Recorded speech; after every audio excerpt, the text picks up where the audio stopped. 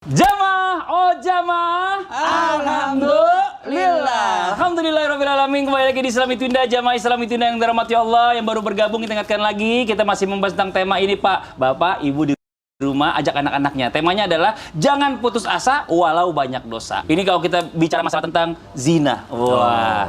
Mungkin ada dulu orang punya dosa zina. Dia pezina. Dan akhirnya dia sampai terkena penyakit. Nauzubillah min zalik.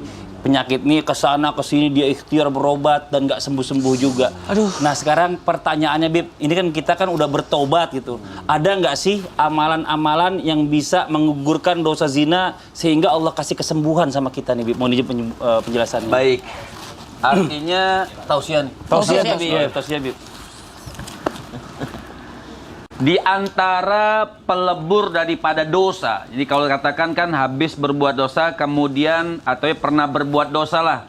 Kemudian dia sakit. Nah, ini ada riwayat daripada sahabat Nabi Sayyidina Ubay bin Ka'ab. Jadi di antara pelebur dosa itu adalah sakit.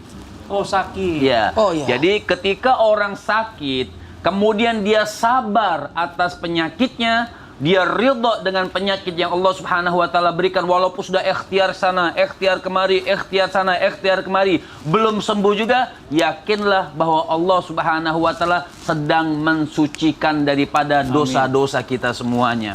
Makanya Nabi riwayat ketika lihat orang sakit, misal Ustaz Maulana sakit. Sakit. Coba sakit gimana?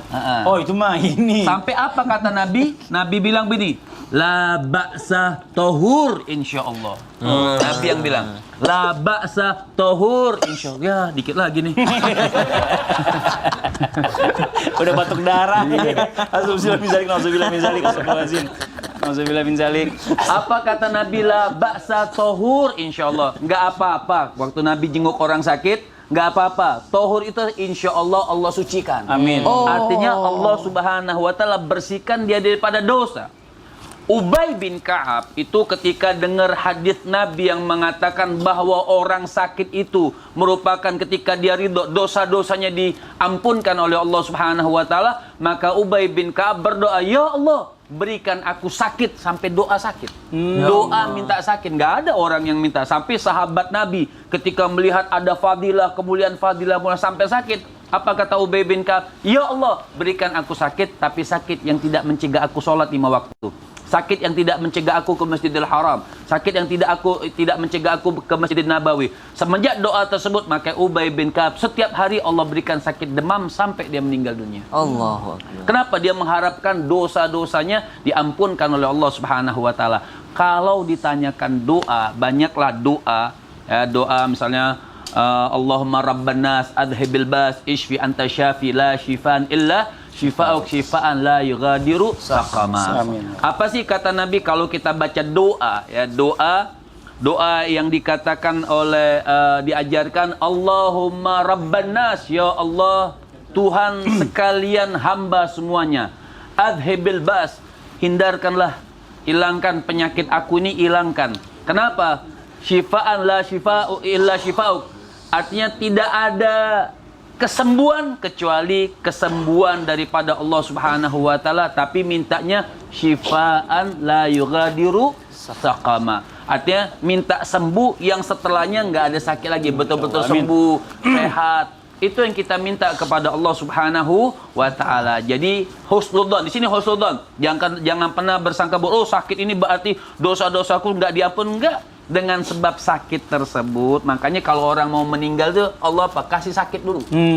Mau dia kadang-kadang ada yang lama, ada yang kita minta yang sakitnya sebentar-sebentar aja langsung meninggal gitu kan. Bukan berarti sakit yang lama dosanya banyak, enggak. Betul. Artinya caranya Allah menghilangkan dosa seseorang. Masya Allah. Kita bicara masalah tentang dosa, tapi kita pengen tahu apa sih tanda-tandanya Allah itu udah mengampuni dosa-dosa kita. Kadang-kadang kita suka kepedean, wah kita udah taubat nih, jangan-jangan Allah udah ngampuni dosa kita. Ternyata sebenarnya dosanya makin menumpuk nih Ustaz Syah. Mohon izin penjelasannya, silakan. Fadhol Ustaz Syah. Bismillahirrahmanirrahim. Tapi guru Ustaz Maulana Muhammad Aswadli serta guru-guru kami yang dimuliakan Allah Subhanahu wa taala. Disebutkan bahwa Imam Nawawi itu pernah menjelaskan tentang kisah seseorang yang bertanya kepada gurunya tentang bagaimana caranya, wahai Syekh, saya tahu bahwa Allah sudah menerima taubat saya. Maka dikatakan qala ba'dul hukama, dikatakan para ahli hikmah bahwasanya tidak ada yang bisa tahu dirinya sudah diampuni atau belum. Lakin fihi alamat, tapi ada tanda-tandanya atau ciri-cirinya. Yang pertama, ciri-ciri orang yang diterima taubatnya oleh Allah Subhanahu wa taala, yara nafsahu, dia melihat dirinya tuh ghairu ma'sumah. Mereka melihat dirinya tidak selamat dari dosa. Jadi orang yang diterima taubatnya sama Allah Subhanahu wa taala justru melihat dirinya tidak selamat dari dosa. Subhanallah. Jangan kebalik, dia merasa dirinya justru selamat dari dosa. Berarti belum diterima taubatnya sama Allah Subhanahu wa taala. Alhamdulillah udah diampuni nih sama Allah Subhanahu, udah suci. Kamu itu pendosa, saya sudah bebas. Oh, justru itu ciri orang yang tidak diterima. Nah, sama seperti orang yang hijrah kan. Subhanallah. Baru berhijrah nyalain orang, Betul. baru hijrah nyalain orang. Nah, sehingga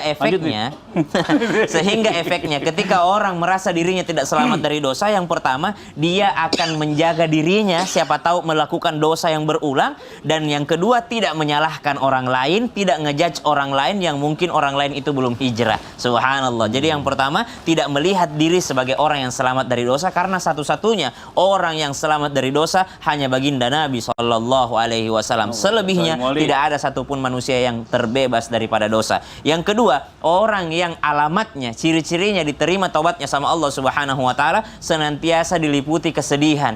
Jadi bukan bergembira, tapi malah diliputi oleh kesedihan. Kata Nabi SAW, orang beriman itu selalu ada kesedihan padanya. Kesedihan apa? Yang pertama, sedih karena dosanya yang telah lalu. Yang kedua, sedih karena belum tentu dia selamat dari dosa yang akan datang. Maka senantiasa ada kesedihan dalam dirinya, bukan bergembira setiap harinya karena merasa diri selamat dari dosa. Yang ketiga, tentu saja alamatnya orang yang diterima tobatnya oleh Allah Subhanahu wa taala, diampuni dosanya, mereka yakni senang untuk berkumpul dengan orang baik, tidak senang untuk berkumpul dengan orang yang tidak baik. Artinya senang untuk mendatangi tempat-tempat yang baik. Orang yang sudah diterima taubatnya oleh Allah Subhanahu wa taala pasti senang ke masjid karena di sana tempatnya orang-orang baik, pasti senang ke majelis karena di sana tempatnya orang-orang soleh. Subhanallah. Jadi meninggalkan circle yang lama untuk mendapatkan circle yang baru tanpa ngejudge orang lain. Wallahu taala a'lam. Terima kasih banyak Ustaz Syah. Bahasanya. Buat jamaah Islam itu yang ada di rumah mendengar orang yang mungkin curhat atau apapun bentuknya, dia kadang merasa, aduh ya Allah, kok Allah nggak adil sama dia gitu loh. Kayaknya begini, orang ini bisa begini, dia enggak. Orang ini bisa begini, dia enggak. Dan dia kadang-kadang tuh malah suka menyalahkan Allah. Nauzubillah min dzalik. Ini Ustaz nih, mohon maaf sebelumnya Ustaz ya. Dan orang ini belum pernah bertobat. Maksudnya mungkin ntar aja lah tobatnya, masih hidup, ntar aja lah tobatnya. Apakah orang-orang yang suka menunda-nunda tobat ini termasuk golongan orang-orang yang kafir juga atau bagaimana? Mau penjelasannya Ustaz? Silakan, fadhal. Baik kepada semuanya. Masya Allah, tabarakallah. Terima kasih banyak kepada tim Islam itu Indah yang mengangkat tema hari ini. Sangat-sangat dekat dengan tema kita, dengan program kita. Islam itu indah. Senantiasa berbaik sangka. Dan ketahuilah, ketika ada orang mengaku banyak dosa, tapi tidak segera bertobat. Hello. Halo? Itu doang. Siapa ini? Itu tadi hello. Ada yang hello. Kepada semuanya, ayo segera bertobat. Rasulullah Sallallahu Alaihi Wasallam sendiri, masya Allah, tabarakallah, luar biasanya, tidak ada dosa, tapi beliau setiap hari bertobat. Baca istighfar sampai 100 kali, ada satu riwayat 100, ada riwayat mengatakan 70. Yang jelas Nabi sendiri pun beristighfar, bertobat. Nah, pertanyaannya, kenapa kita tunda-tunda tobat? Sombong banget. Iya juga sih. Hello. Hello tuh bukan artinya neraka, hell. Hell. Halo, kita bagi halo. Halo. Jadi mohon maaf, tobatlah. Tobatlah. Wahai tobat. Ada namanya khauf dan raja. Khauf itu merasa takut. Ada raja berharap. Takut, harap. Takut, harap. Takut. Jadi kayak mendayung. Oh gitu. Kiri kanan. Kiri kanan. Ada takutnya, ada harapnya. Dia takut tadi, masya Allah tadi penjelasan dari Habib tadi, masya Allah. Kita ini banyak dosa, maka harusnya kita senantiasa pengakuan dan bertobat lalu mengganti.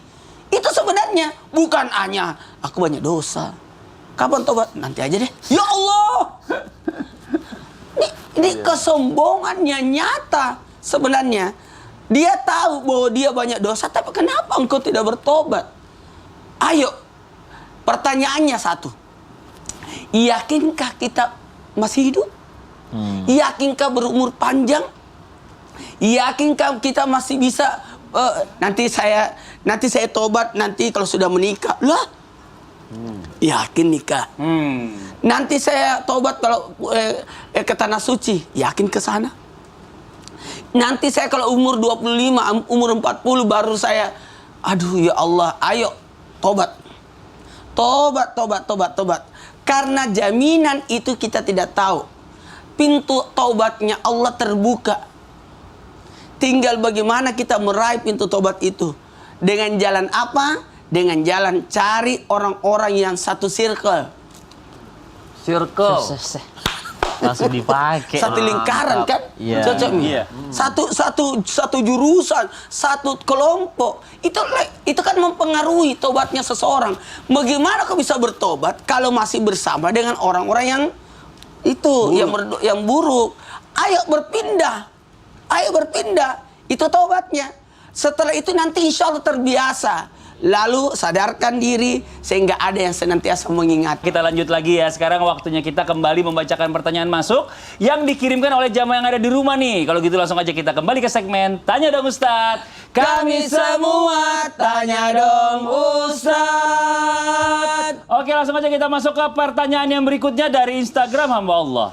Assalamualaikum warahmatullahi wabarakatuh Ustazah. Waalaikumsalam warahmatullahi wabarakatuh. Kalau kita dalam kondisi sulit, lalu kita mendadak rajin sholat, apakah Allah menerima sholatnya dan mengabulkan doa kita? Padahal saat kondisi normal kita malah nggak pernah sholat. Lalu apakah situasi ini sekaligus azab agar kita rajin sholat? Nah, ini kita minta tausiah dari guru kita Habib Situasi Muhammad. ini? Situasi. Maksudnya keadaan. Maksudnya dia menganggap sholat itu azab buat dia. Kalau misalnya dia nggak sholat, kalau misalnya ada masalah baru sholat. Kalau nggak ada masalah dia nggak sholat gitu. Enak aja. Iya. Apakah ini normal? kapan tausiahnya? Ini Pak Jibib. Nabi SAW beliau mengatakan ittaqillah fi yusrik wa usrik. Rasul SAW beliau mengatakan bertakwalah kau kepada Allah. Ibadalah engkau kepada Allah Subhanahu wa taala fi usrik wa yusrik, dalam keadaan engkau sulit atau dalam keadaan engkau senang. Jadi sebenarnya kalau saya tangkap pertanyaan tadi, ketika dia lagi sulit, baru dia ingin sholat dan ibadah. Tidak ada yang salah sebenarnya. Ketika orang namanya kita minta kepada Allah Subhanahu wa taala, tapi yang salah nggak sadar-sadar di dalam ujian kesulitan yang Allah Subhanahu wa taala berikan.